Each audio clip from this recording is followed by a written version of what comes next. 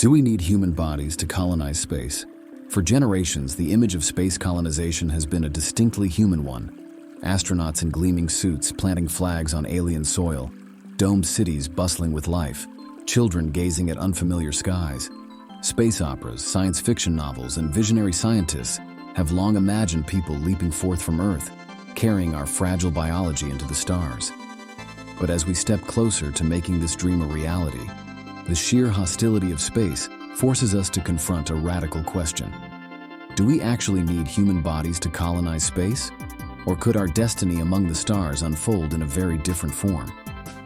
The universe is not just indifferent to us, it's actively hostile. Cosmic radiation slashes through unprotected flesh, and even the best shielding only delays its cumulative, cancerous effects. Bone and muscle wither in microgravity, causing irreversible health problems. The nearest planets and moons offer no air to breathe, no water to drink, and little protection from extremes of temperature. Even Mars, our most inviting neighbor, is a barren wasteland compared to Earth's lush abundance. Each step beyond our home reveals new vulnerabilities in the bodies that evolved under the gentle blanket of our atmosphere and gravity. Early visions of space colonization imagined terraforming worlds, remaking planets in Earth's image.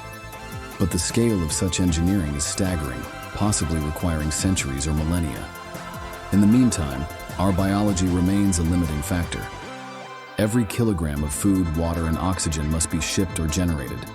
Every home must be a fortress against radiation, vacuum, and freezing cold.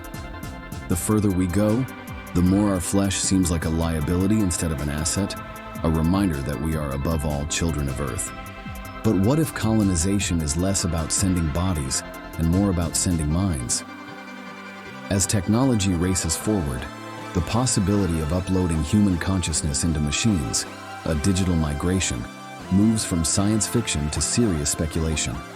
If we could transfer the essence of who we are into resilient, adaptable robotic forms, we could sidestep the frailties of biology. These digital explorers would not need air or water, nor would they fear radiation or the icy void. They could travel for centuries, sleep between the stars, and wake to build new worlds with the patience of silicon. Imagine an armada of interstellar probes, each carrying hundreds or thousands of uploaded minds, digital pioneers ready to awaken and build new civilizations whenever suitable conditions are found. These minds could share experiences, merge and split, adapt to alien environments, and even design new senses to perceive what biological humans never could.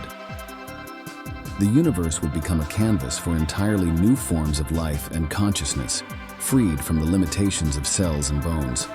Some will argue that without our bodies, our senses, our emotions, even our pain, we lose what makes us human. But isn't humanity at its core the ability to adapt and transcend limitations? For thousands of years, we have been augmenting our bodies, clothes for warmth, tools for strength, medicine for health, the internet for knowledge. If our minds can thrive in new vessels, we might find new ways to experience reality, new joys, new perceptions, new ways to love and create. Colonizing space as digital minds would not diminish us. It could expand the very definition of what it means to be alive. There is, of course, the question of identity. Would an uploaded mind truly be you, or just a clever imitation? This is a philosophical riddle we may only answer by crossing the threshold ourselves. Yet, if the alternative is never leaving Earth at all, perhaps the risk is worth it.